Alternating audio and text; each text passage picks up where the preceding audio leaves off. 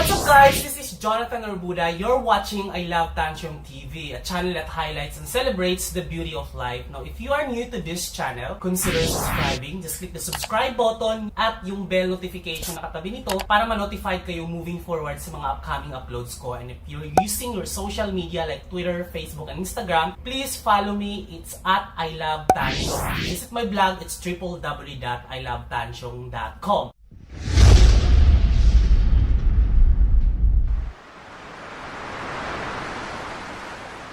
And today, sobrang excited ako ngayon. Ipapakita ko sa inyo ang sikreto ko ng vlogger's gear setup ko. Ako, nagsimula talaga ako sa cellphone lang, sa Samsung A5. Yung start ko talaga. And then later on, nakipon po ako ng pera, nakita ko sa YouTube. Kasi technically, hindi naman ganun kalaki ang kita ng YouTube as of now. Kasi nga, small-time YouTuber pa lang naman ako. Pero yung mga kita ko na yon at part doon sa mga extra na mga X-deal, pinag-iipon-ipon ko yon at bumili ako ng mga ito. Ito na yung mga nabili ko ngayon. Papakita ko sa inyo kung ano yung mga prices at kung ano-ano tong mga nabili ko. First, I'm pretty sure nakita nyo na to.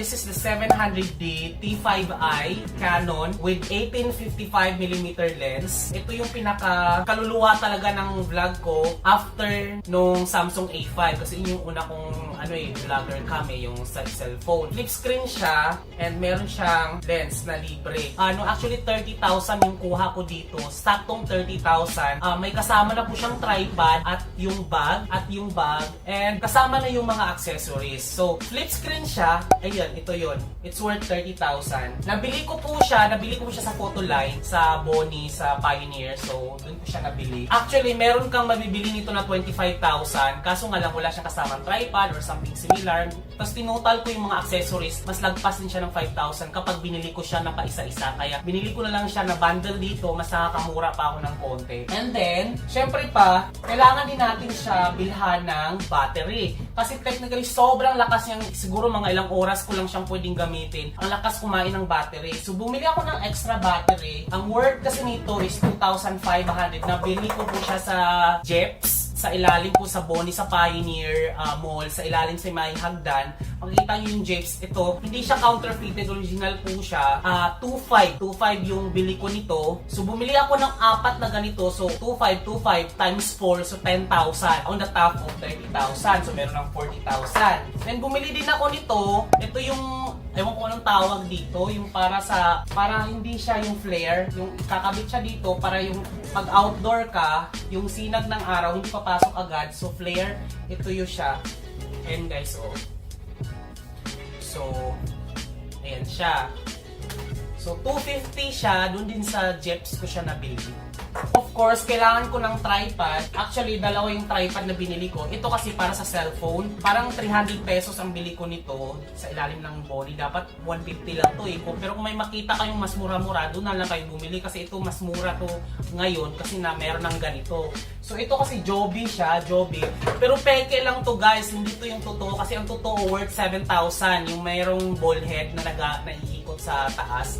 So ito, 500 ko lang siya. Pero may makikita kayong mas mura pa nito kung pupunta kayo sa Raon or sa Quiapo, may mabibili pa kayong mura nito. Matibay naman siya so far, pero wag lang yung action, gagano siyang action cam, tapos mabigat yung camera mo kasi tatalsik talaga siya or baka mag-crack or something. Pero sa matagal na to, worth 500 pesos, hindi pa naman siya nasira so far. So, goodbye na rin siya sa 500. Kasi diba, ilalagay siya dito, tama ba? Diba, ilalagay siya dito as battery, diba? Battery juice. Yan. So, sabi ko, ba't parang mabilis kasi siya maglobat. So, mabilis akong magpalit-palit. Meron akong 4 na battery. Palit ako ng palit. Saka, nawala na ako ng isang battery.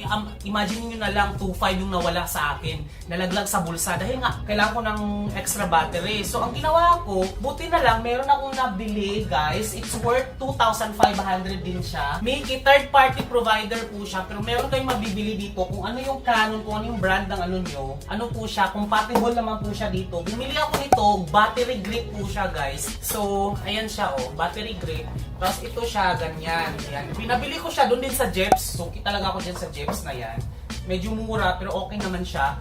Eto, nabili ko siya worth 2,500. Ang purpose dito, ilalagay siya dito. Ayan o, ilalagay siya, gagawin siyang pangdugtong. Battery grip. Tapos, igaganon siya. Yan. Tapos, so bali ganyan na siya kalaki yung camera mo. Medyo mabigat nga lang siya. Pero, ang mas maganda sa kanya guys, 2,500. Yung dalawa mong battery, pwede mo na siyang ilagay dito. Kumbaga, ito, nilagay ko ng 1, dalawa sila. Ibig sabihin partner silang dalawa. Tapos pag nalobat na sila, papalitan ko ng dalawa. Ito naman yung 2, nilagay ko siya ng number 2 para hindi siya magkapalitan kung anong lobat sa hindi. Mas maganda siya guys kasi nga yung battery juice niya matagal talaga. So far matagal at saka hindi ka maghinayang talaga na magsayang ng battery kahit nakatutok kung saan. Kasi nga alam mo meron kang backup na battery. Ganyan siya. Tapos i-click mo lang siyang ganon. So, ayan na siya, 'di ba? Ang kagandahan dito, guys, sa 2.5 na 'to, 'di ba, mahal ang 2.5 na na battery. Kung wala kang pambili ng 2.5, mas maganda kasi meron pa siyang adapter na katulad nito. Ito siya. Ayan. Kasya siya na 6 na battery. Alam mo yung battery na double side? Anong double A? Yan, kasya siya. Ilalagay mo lang siya 6 na piraso, ilalagay mo lang siya dyan. Ngayon, kung nawalan ka or on the go ka, bili ka sa 7-Eleven, pag naubusan ka na talaga ng battery juice, meron ka rin nabibiling battery na double A na rechargeable. Pwede rin yun. Sa worth 700 yun, 4 na piraso. Pero rechargeable din siya. Parang katumbas siya dito, mas mura-mura ng konti. Pero 6 ang kailangan nito guys, ipasok-pasok mo lang siya dyan. Tapos, igaganon mo siya. Yan, same doon kanina. So, meron ka ng battery, di ba? Meron, aside dito sa square na battery, meron pang double A. So, yun. So, ganito na yung setup ko ngayon. Sabi ko, hala, pag itunay ko kasi wala akong microphone. In camera kasi na microphone, masyado siyang hindi ganun basag, ganyan. So sabi ko, ano kayo pwedeng microphone na pwede? So naghahanap ako, nag-canvas ako. Rode na microphone talaga, yun yung pinakamasikat talaga. At quality naman talaga. So bumili ako ngayon, sa Henry naman siya. Sa Henry sa Ayala. Maraming Henry pero sa Ayala, pare-pares lang naman ang prices. Binili ko to, 4,000 pesos po siya. Actually, ang goal ko talaga is yung Video Mic Pro Plus. Yun talaga 18,900. Yun talaga yung pang-professional. Gusto ko, pinag-ipunan ko pa, pero matagal-tagal pa yun, hindi pa siya yung priority ko. Pero for now, ito ang binili ko. So, meron siyang, ganito siya guys, para siyang, meron siyang mic sa loob. Ayan, pakita ko sa inyo guys ha.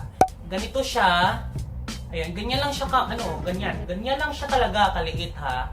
Tapos, phantom power. So, ibig sabihin, isasaksak mo siya dito. Ayan. Tapos, ilalagay mo to, yung shock mount. Ganyan, para hindi siya magsha-shock keme. Tapos, lalagay mo siya dyan. So, ganyan na siya. Ngayon, ikakabit mo siya dito sa horseshoe mount. Ito, horseshoe mount ang tawag dito, guys. Dito. Ayan. Tapos, ilalagay mo siya dyan. Tapos, baliktad. Ayan. Ilalagay mo siya dyan. Ayan. Tapos, syempre, sisikipan mo ganyan. So, ganyan na siya. Ngayon, ikakabit mo na siya ngayon dito sa pinaka-battery, yung pinaka-earphone, yung headset na yan or ano ba niyang tawag dito. Yan. So, ngayon, meron na siyang mic. Ang tawag dito is directional mic. So, direction, pag ganun yung pattern ng pag ano niya. Ngayon, pag dito ka nagsasalita sa likod, hindi masyadong mahahagap, mahina lang. Pero ang nahahagap niya is yung nagsasalita yung sound sa harapan. Yung para siyang pag ganun. Yan, so nahagap, medyo mas malinaw siya in fairness talaga dito guys. And then good thing kasi pero pag pag mahangin or nasa tabing dagat or sa taas ng bundok or saan kang mahangin na lugar, lagyan mo lang siya ng wind or dead cat ang tawag dito, wind filter siya. Ilalagay mo lang siya ganyan. So hindi na maririnig yung mga filter niya yung noise. Andyan siya. So, 4,000 ang amount niya. And then, medyo disadvantage kasi dito sa phantom power na to, sinisip-sip niya yung battery. Kasi nga, wala siyang power wala siyang sariling battery. Unlike dun sa Video Mic Pro Plus, na meron siyang sariling battery na kahit ilang oras mo siyang i-on, hindi niya kinakain yung battery dito. So, dalawa nang nag-aagaw ng battery, yung camera at saka yung mic. Which is, okay lang din naman, di ba? Kasi meron naman akong maraming backup at meron na rin akong battery grip. Ang mahirap lang talaga, medyo mabigat siya. So, ganyan yung setup ko. Then, kinakabit ko siya. Ito, yung Joby ko. Ayan. Yan. So, yan. Pwede na akong mag-vlog, guys. Ganyan. Ganyan yung setup ko. Then, syempre, tutupiin ko siyang ganyan. Para medyo malayo, di ba? Parang ganun, nag-vlog akong ganyan. Hey guys! Ganyan, thumbnail, ganyan. So, ganyan siya. Medyo mamahalin. Magkano na ang total nito? 30,000 plus 4,000, 34. Plus 4 na battery. Ilan yun? 44. Tapos, 44 plus ito, 250, 44,250. Tapos, ito, 500, 44,750. Tapos ito, 250 rin, 45,000 siya in total, guys. Ito po yung dati kong gamit. So, ang transition niya talaga, guys, di ba? Parang umasenso, di ba? Pero pinaghirapan ko po ito talaga ng todo-todo.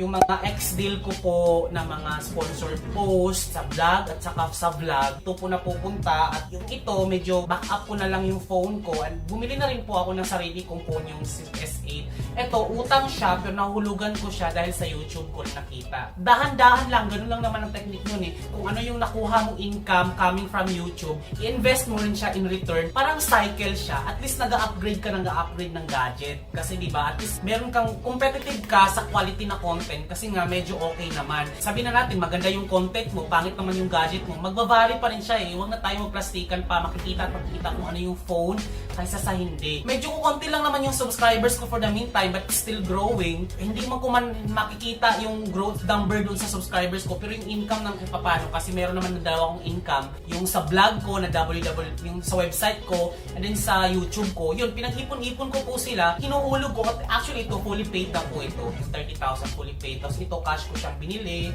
and then itong mga ibang gadget, cash ko na po yung binili, and then, moving forward, wala kasi akong action cam, so mga May 4, bibili ako ng Hero 6, yung GoPro Hero 6, para meron naman akong pang action cam, kasi pag ito, yung action cam, hindi wasak-wasak to, di ba? Kasi ba, bungee jumping kami, or di kaya magda-dive sa sa swimming pool, ganyan. So wala akong pang action cam, parang ang hirap naman kukunan ng ganung shot. Talaga man yung cellphone ko yung ilublob ko dun, di ba? Or cellphone ko yung baka tatalsik, or di ba? So yun, bibila ko nga sa May 4, 26,000, meron namang zero interest sa Henry's na 24,000 na lang siya eh.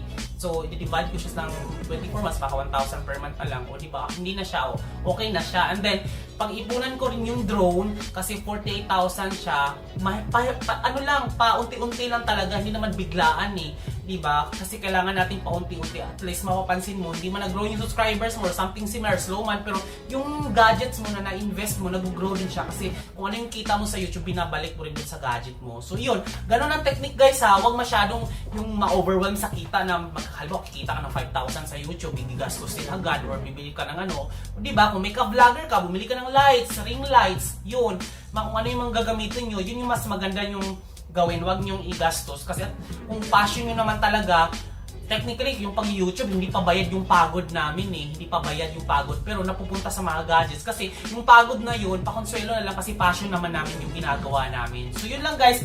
Thank you so much for watching guys. I'm pretty sure marami kayong natutunan at sinare ko rin ito. Hindi ito pagmamayabang, pero at least alam nyo kung ano yung gadget ko or ano yung setup ko, vloggers gears ko. Kasi marami rin naman akong travel na halimbawa pag mag-vacation leave ako sa trabaho, magta-travel ako or any event na dala-dala ko to, at least na-record ko para lang siguro diary para sa buhay ko. At pagtanda ko, hindi nyo man pinapanood yung mga video ko, at least papanoorin ko to pag nasa tumba-tumba na ako pagdating ng panahon, diba? So yun yung purpose. So maraming salamat. Thank you for watching guys. Now if you haven't subscribed yet, please do subscribe. And yun, visit nyo lang yung vlog. Marami pa akong mga upcoming videos. Maraming salamat. Marami na akong kuda. And thank you so much. This has been Jonathan Urbuda. Keep smiling because life is worth celebrating for. Bye-bye!